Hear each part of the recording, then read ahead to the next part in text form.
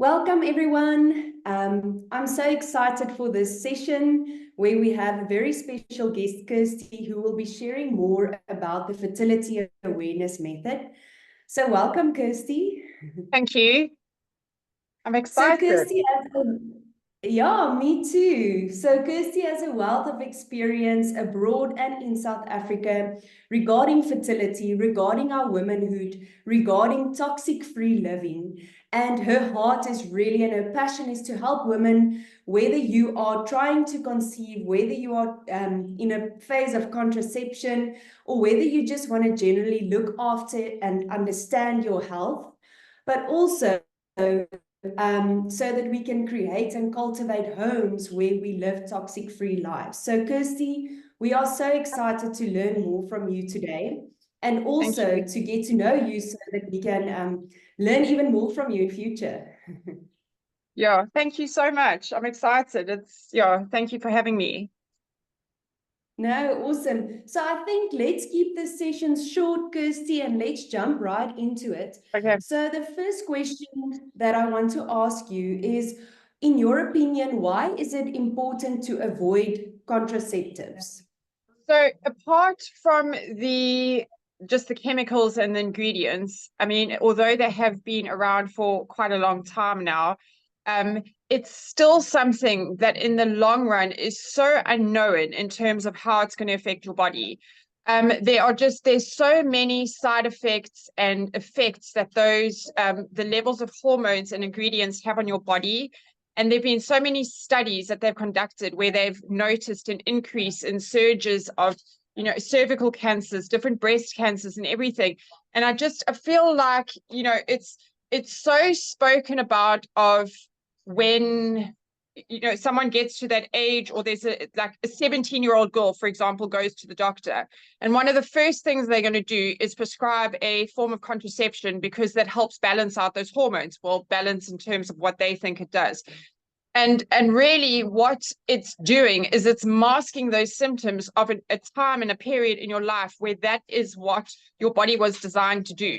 It was designed to go through that. And I mean, I know that at sometimes those things are very uncomfortable, and it makes people feel horrible, or your appearance isn't what you want it to be, or something like that.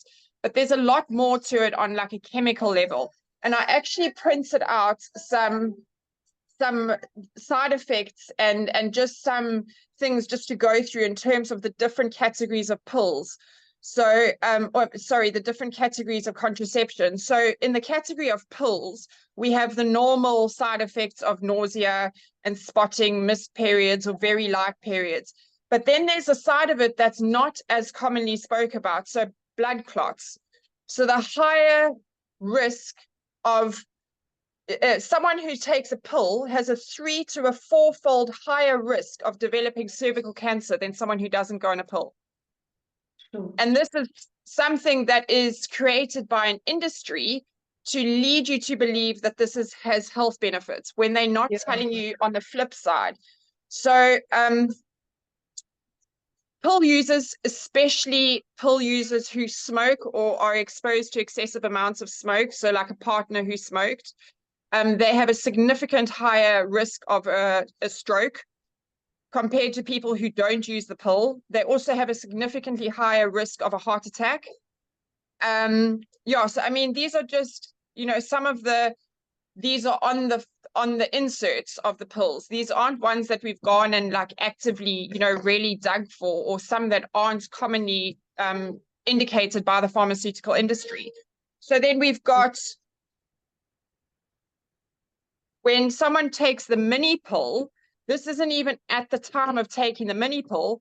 They have scientific studies and various studies that have concluded that you have a higher chance of your menopause being worse if you use the mini pill. So that's not even something that would affect you now. But in terms of 30 years down the line, it's going to have a massive impact on your health.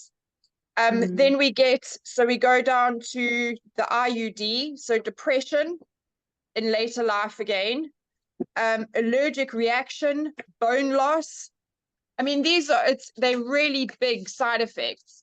Yeah, absolutely. So skin irritation, you stand more chance of developing allergies, redness, rashes. Again, increased risk of blood clots, especially if you're 35 years or older. These things just carry on. Yeah, absolutely. And I think it snowballs. Yeah, I think your symptoms will definitely also be worse if you smoke. So please avoid that as well in Yes, no, general. absolutely.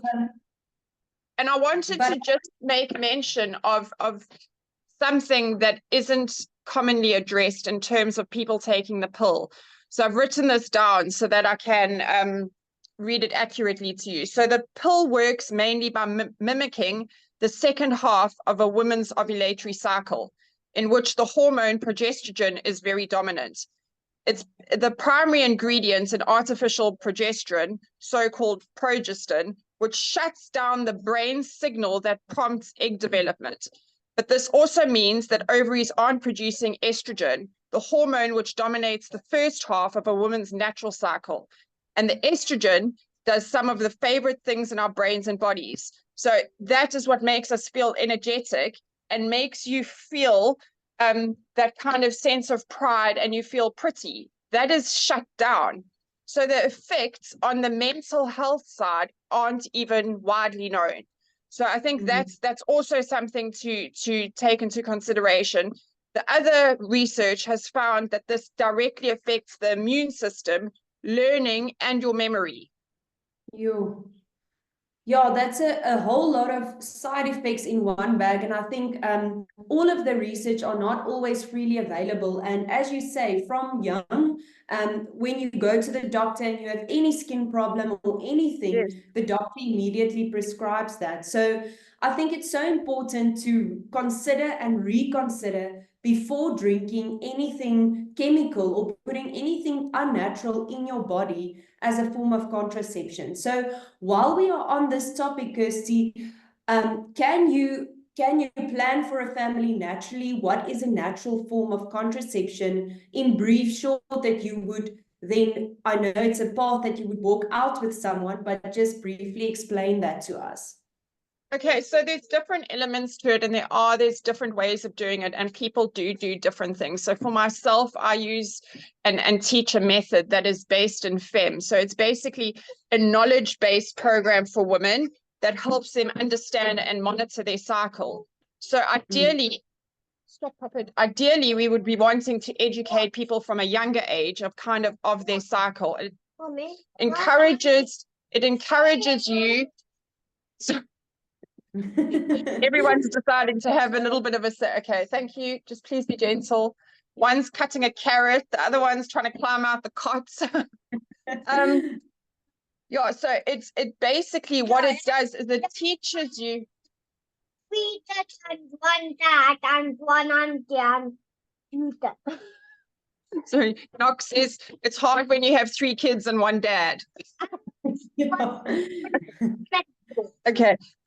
So sorry, I've just got to pick Amity up.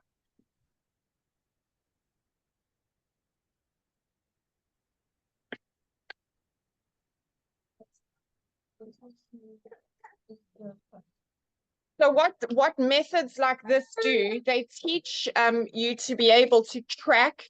So it's different elements of your cycle. So a lot of this would come down to being able to track your basal body temperature. Others, it would also include mucus tracking. It also includes your ovulation cycle. So there are different ways. And you basically use that method in 2 separate ways. So in one way, you would be using it to increase your chances of falling pregnant. And the other would be to be using as a natural form of contraception. So there is a little bit of, in terms of, you kind of have to unlearn what we've been taught about how the body and how the reproductive system functions. But it takes it back to what Abba Father created us to do. In terms of, he created such an intricate reproductive system that we just have no idea how to actually listen to and work with it, but also not in just terms of contraception or conception, but just in terms of health ailments, being a female. Yeah. So yeah, so it's there are various ways that you can implement it. A lot of it can be done on tracking charts and taking your temperature. It can also be done on apps.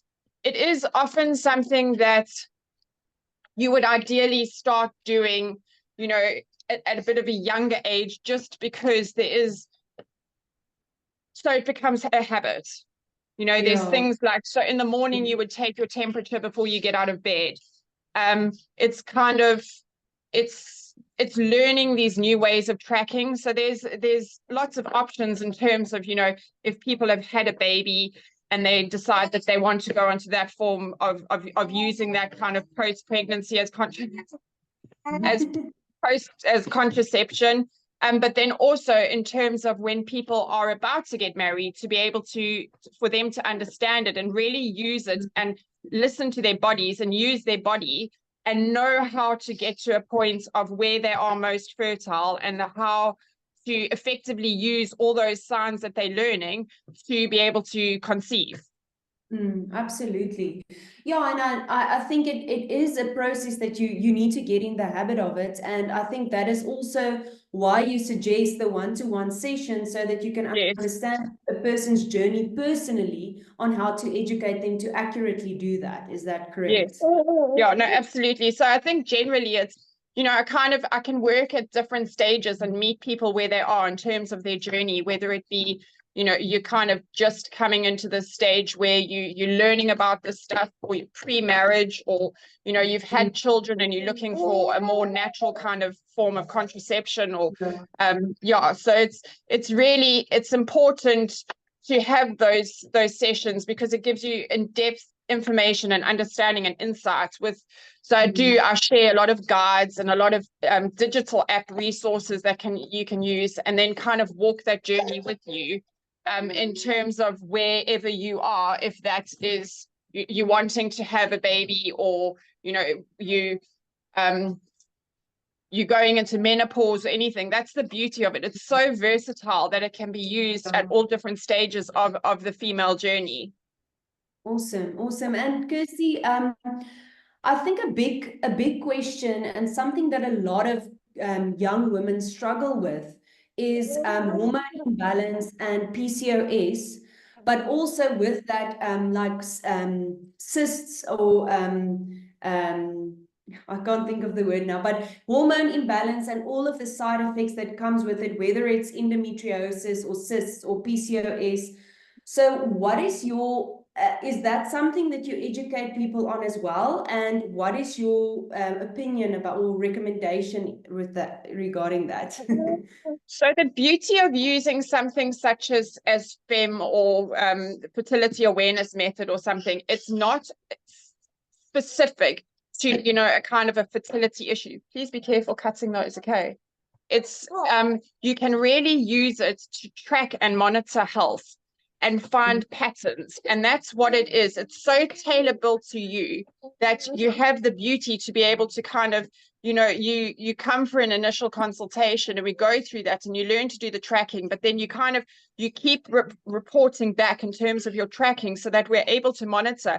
And whenever there's any irregular movements, or, you know, reoccurring symptoms or anything, we can really address that and kind of treat that as for what it is, without the intervention, for the most part, of any pharmaceutical medicines. And I think one of the bigger things is that understanding that, you know, these are symptoms of something in the body that the body is telling us. So a lot of those issues that you were naming come to inflammation. There's a lot of inflammation involved in that. And she agrees. Once we're able to monitor and navigate that inflammation and really reduce that in the body, it does make a big difference. And it's not so much just, you know, just doing this fertility thing. It's a whole introduction and a whole change of way of life, you know, kind of eliminating things. And like you said in the beginning, really doing reinforced education on why it's so important. Noxie, please stop it. Why it's so important to do education about toxic load and eliminating toxins from your life. Yeah, absolutely. So I think on that topic, If you can give us 1 or 2 tips, maybe for preparing your body for pre-pregnancy and 1 or 2 tips for post-pregnancy in a natural way.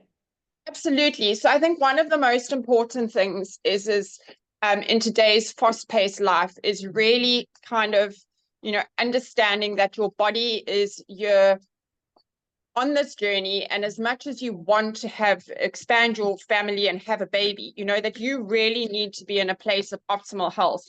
And a lot of that comes down to, we need to address gut health. So I think a really good, like a gut-friendly kind of, not even a cleanse, just support is very important.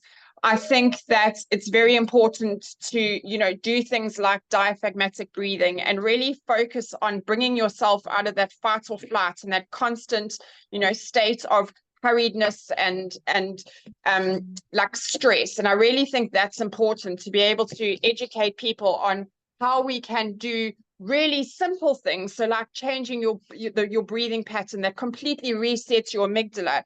So when you get into a situation where your body wants to go into that fight or flight, you've stayed calm, and it kind of just makes for a more harmonious body of Abba Father's creation, that you can house a baby and grow a baby. So I think that's very important, to be in a place where your body is just in wellness. And I would say to have ideally eliminated as many chemicals and toxins from your life, eating clean, stopping with all synthetic forms of vitamins and medication, and things that have bulking agents and binders and fillers and everything like that, kind of using whole foods and what Abba Father gave us in his garden to really restore and nourish your body.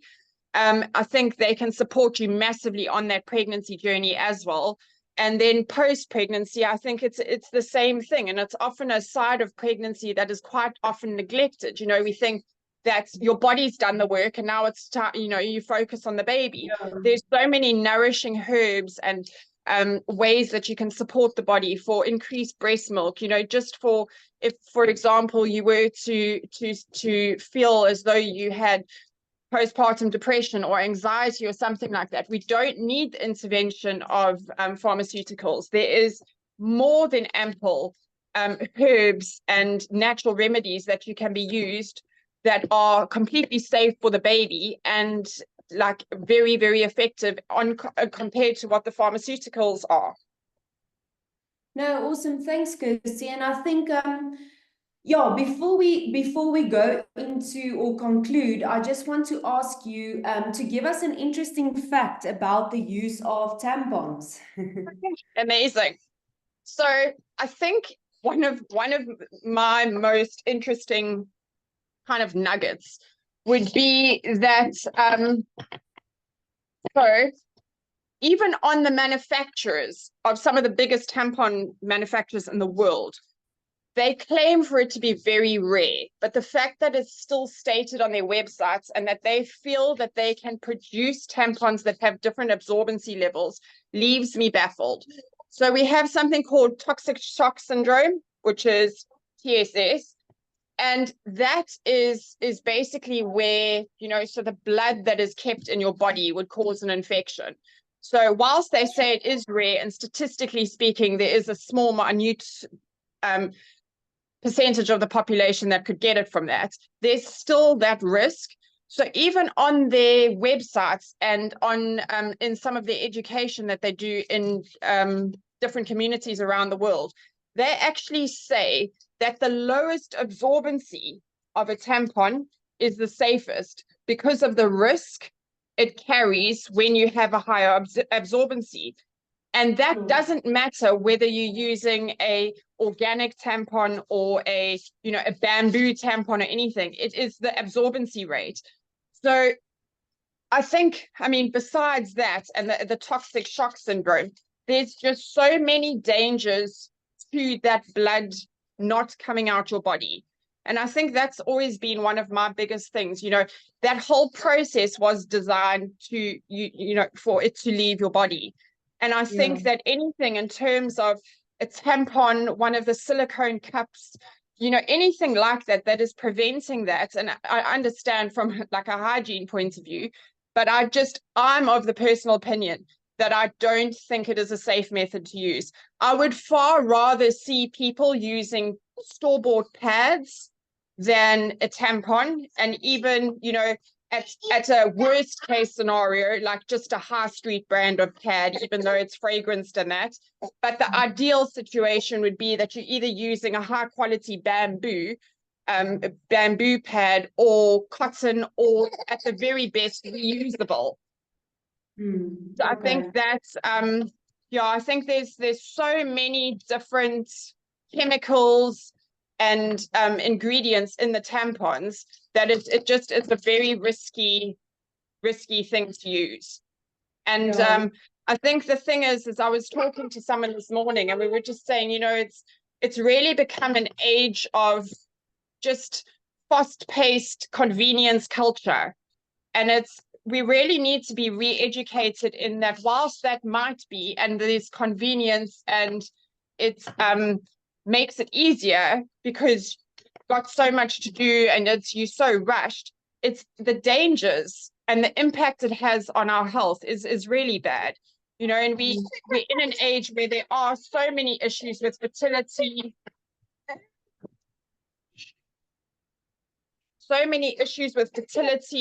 and all different things like that. And it's really coming to the surface as to the impact that that's having on females. So I think that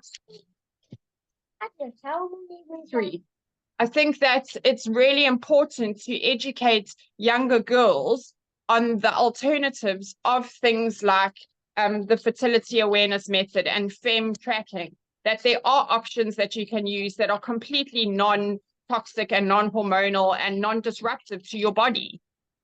Absolutely. No, thanks, Kirsty. I think, yeah, there's so much more that we can unpack, but I really do want to encourage you to contact Kirsty and reach out to her. Kirsty, just tell us a bit more on where people can reach you, what groups do you have, and yes, and a bit more about the program, please.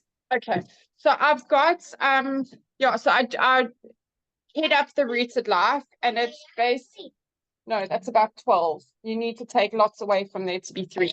Sorry.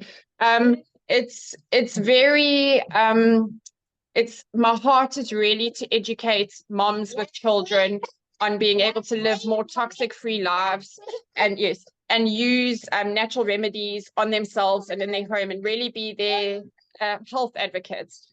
I have a couple of WhatsApp groups, and then I also offer individual and group lessons and private consultations. And I'm currently setting up a store that's basically like a members area of where monthly information will be shared. And she's teething. She's so sore. That's where information will be shared throughout the month, and you can kind of access all educational resources and everything like that. Yeah. Awesome. Thanks, Kirsty. Yeah, so I'm going to upload this recording on YouTube, and then I will send all of the links to Kirsty's groups as well as her contact information. So please feel free to give her a call, and yeah, to join the WhatsApp groups, and also to join the membership program, because she has a lot of valuable information that she can share. And I also want to encourage you that starting a toxic-free living is a process. You can't all of a sudden leave everything and rearrange your whole home. It's a process from starting with your own body products all the way through to the cleaning products that you use in your home. So yeah, have patience with the process and really ask our Father to lead you in the process as well, so that everything you do is really smoothly. And He has equipped people like Kirsty to help us, so that we can move towards toxic-free living. So thank you for your time today, Kirsty. Oh, thank you so much. And just in like with what you're saying, I think one of the most common things I get asked all the time is, I'm so overwhelmed. How do I do this? Where do I start? And I often say, I think one of the most important things you can do is look at yourself and take the five things that are closest to you. So if that's your makeup, your perfume, your hair products, and start with that. That makes a really big difference. Yeah, that's a helpful tip. Absolutely. Yeah. Awesome. Kirsty, thanks for everyone who joined, and you must have a lovely weekend. And you too. Bye. Shabbat shalom. Bye.